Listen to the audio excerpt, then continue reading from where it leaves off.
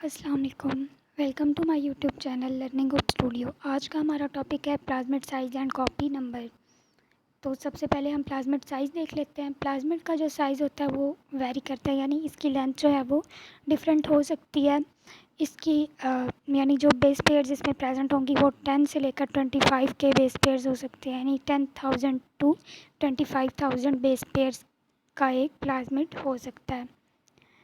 अब इसकी जो टाइप्स हैं वो भी डिफरेंट हो सकती हैं, डिपेंड करता है इसके नंबर पे, यानी एक बैक्टीरियल सेल के अंदर कितने नंबर ऑफ प्लाज्मिड प्रेजेंट हैं और किस तरह की इसकी जीन्स हैं।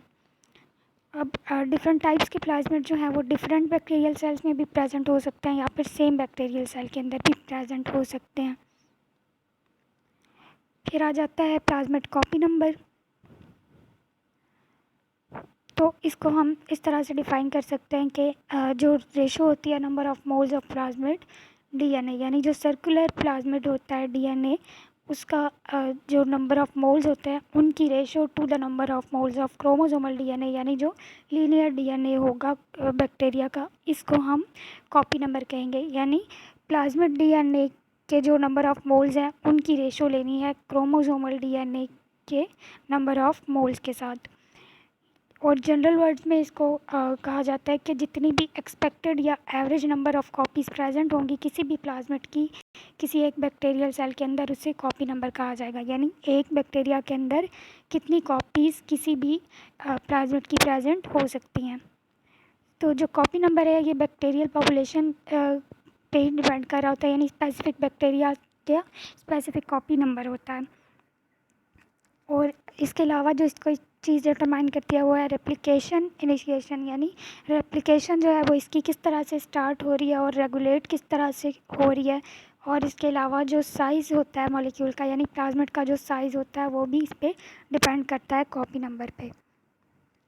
अब इसकी क्लासिफिकेशन देख लेते हैं कॉपी नंबर की बेस पे।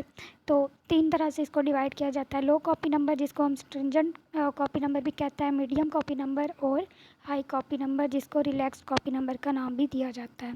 अब 3 फैक्टर्स होते हैं जो कि कॉपी नंबर को अफेक्ट कर रहे होते हैं। तो वो हैं हमारे पास द ओरिजिन ऑफ रेप्लिकेशन जो होता है ORE से उसको रिप्रेजेंट करते हैं, और उसके जो फैक्टर्स होते हैं यानी कोल E1, RNA1 and RNA2 molecules. Next जो है प्लाज्मिड के साथ जो भी हम इंसर्ट अटैच करवाते हैं, यानी जो भी जीन इंसर्ट करवा रहे हैं उसका साइज़ कितना है। अगर वो उसका साइज़ ज़्यादा होगा तो रेप्लिकेशन जो है वो स्लो होगी और प्लाज्मिड का कॉपी नंबर जो है वो भी लो रहेगा। और थर्ड वन है कल्चरल कंडीशंस, यानी ऐसी कंडीशंस जो कि उसके मेटाबॉलिज्म को अफेक्ट करती हैं, होस्ट के मेटाबॉलिज्म को, और फिर उसकी वजह से जो कॉपी नंबर है वो भी अफेक्ट होता है। नेक्स्ट स्ट्रिंजेंट प्लाज्मिड या लो कॉपी नंबर प्लाज्मिड को हम डिटेल में देख लेते हैं। ये जो प्लाज्मिड हैं ये किसी भी बैक्टीरियल सेल के अंदर 1 से लेकर 1 to 4 कॉपीज़ यानी प्रेजेंट हो सकती हैं किसी भी बैक्टीरियल सेल के अंदर, तो उसको हम लो कॉपी नंबर कहेंगे।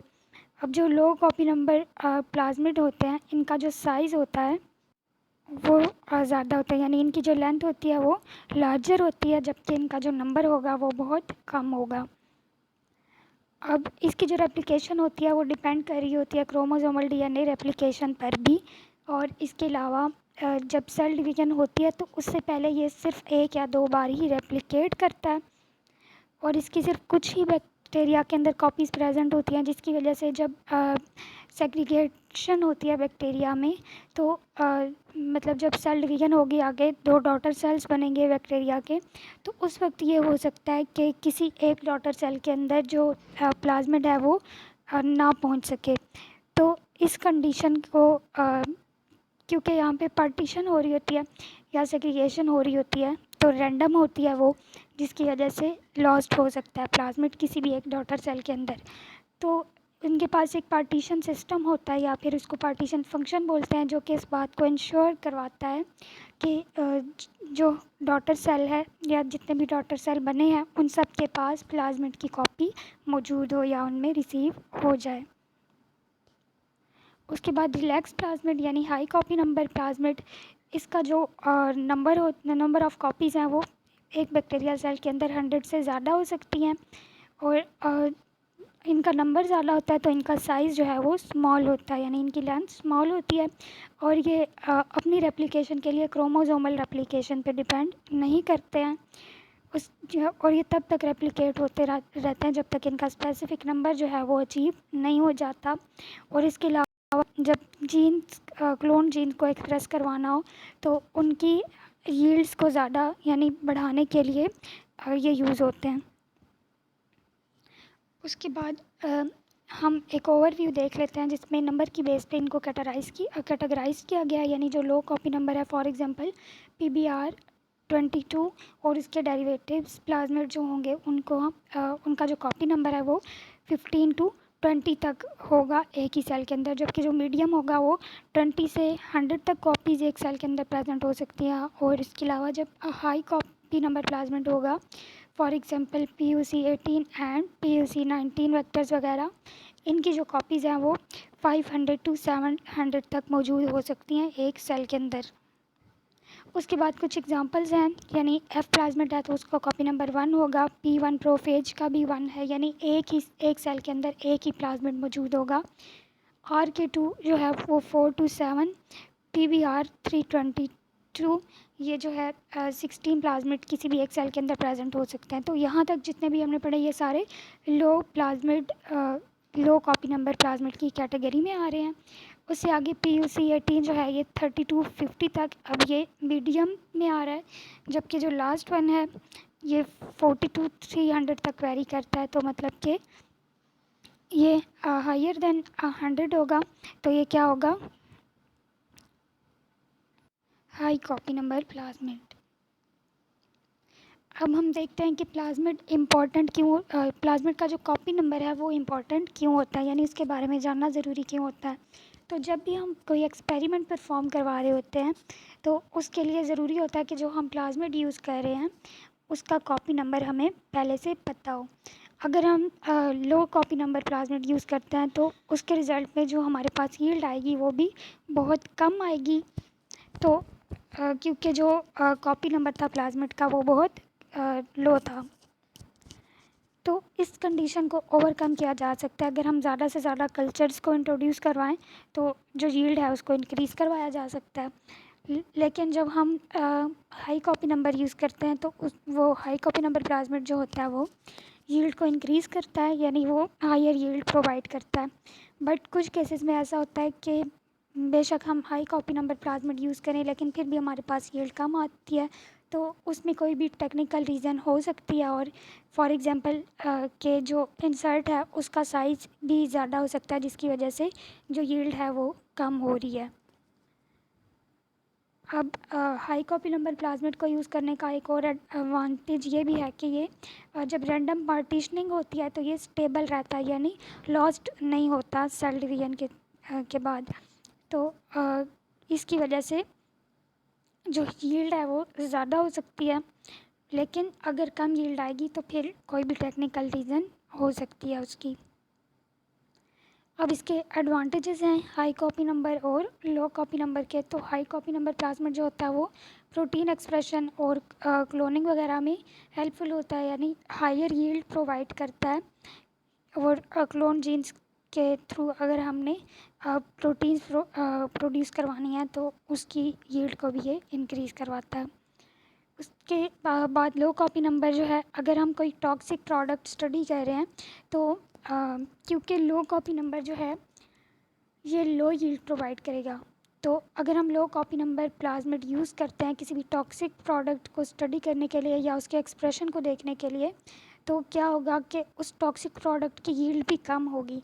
तो अगर वो अपना टॉक्सिक इफेक्ट किसी भी ऑर्गेनिज्म के अंदर या किसी भी सिस्टम में शो कर भी देता है तो उसको इतना ज़्यादा डैमेज नहीं होगा जितना ज़्यादा हाई कॉपी नंबर यूज़ करने से होगा, क्योंकि हाई कॉपी नंबर के थ्रू जो यील्ड है वो ज़्यादा होगी और ज़्यादा टॉक्सिसिटी प्रोड्यूस करेगा ये।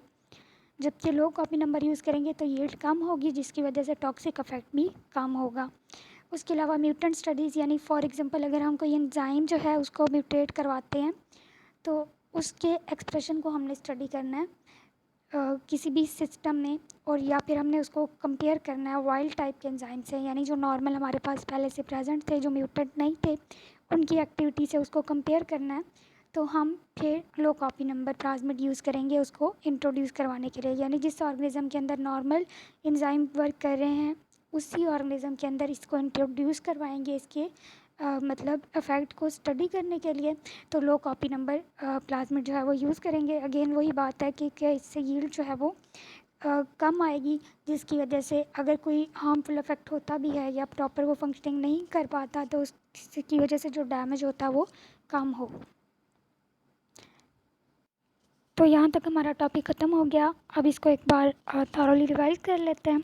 हमने सबसे पहले प्लाज्मिड साइज़ देखा कि ये वेरी करता है, कोई भी प्लाज्मिड जो है वो 10 to 25 के बेस पेयर्स तक वेरी कर सकता है। और डिफरेंट बैक्टीरियाज़ के अंदर डिफरेंट टाइप्स ऑफ प्लाज्मिड जो है वो प्रेजेंट हो सकती हैं, जबकि सेम बैक्टीरिया के अंदर भी डिफरेंट टाइप्स प्रेजेंट हो सकती हैं, लेकिन शर्त ये होती है कि वो आपस में कंपैटिबल हों। उसके बाद कॉपी नंबर देखा।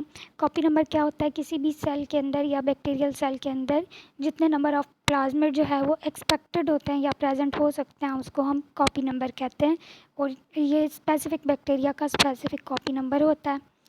इसके अलावा जो रेप्लिकेशन है वो किस तरह से रेगुलेट हो रही है, ये चीज़ इस पर अफेक्ट करती है और इसका साइज़ डिपेंड करता है कि इसका कॉपी नंबर कितना होगा। उसके बाद हमने इसकी क्लासिफिकेशन देखी कॉपी नंबर की बेस पे। तो 3 तरह के प्लाज्मिड देखे, low copy number, medium copy number और हाई कॉपी नंबर। और 3 तरह के फैक्टर्स ही थे जो कि इसको अफेक्ट कर रहे थे। उसमें ओरिजिन ऑफ रेप्लिकेशन और उसके जो पार्ट्स होते हैं वो आ जाते हैं। उसके अलावा जो प्लाज्मिड का साइज़ है और इसके साथ जो इंसर्ट यानी जो हमने जीन अटैच करवाई है उसका जो साइज़ है वो भी अफेक्ट करता है, क्योंकि लार्जर साइज़ होगा तो फिर क्या होगा कि रेप्लिकेशन जो है वो स्लो हो जाएगी। उसके अलावा कल्चरल कंडीशंस यानी कुछ ऐसे फैक्टर जो कि होस्ट के मेटाबॉलिज्म को अफेक्ट करते हैं और फिर इवेंचुअली कॉपी नंबर भी उससे अफेक्ट होता है। नेक्स्ट हमने स्ट्रिंजेंट प्लाज्मिड यानी लो कॉपी नंबर प्लाज्मिड को देखा कि अगर कॉपी नंबर लो होगा तो कितनी कॉपीज़ प्रेजेंट होंगी, 1 to 4 कॉपी जो है एक सेल के अंदर प्रेजेंट होंगी और उसका जो साइज़ है वो लार्जर होगा। और फिर क्या कि क्रोमोसोमल डीएनए रेप्लिकेशन पर भी इसकी रेप्लिकेशन जो है वो डिपेंड कर रही होती है और सेल डिवीजन से पहले ये जो है 1 या 2 बार रेप्लिकेट हो चुका होता है।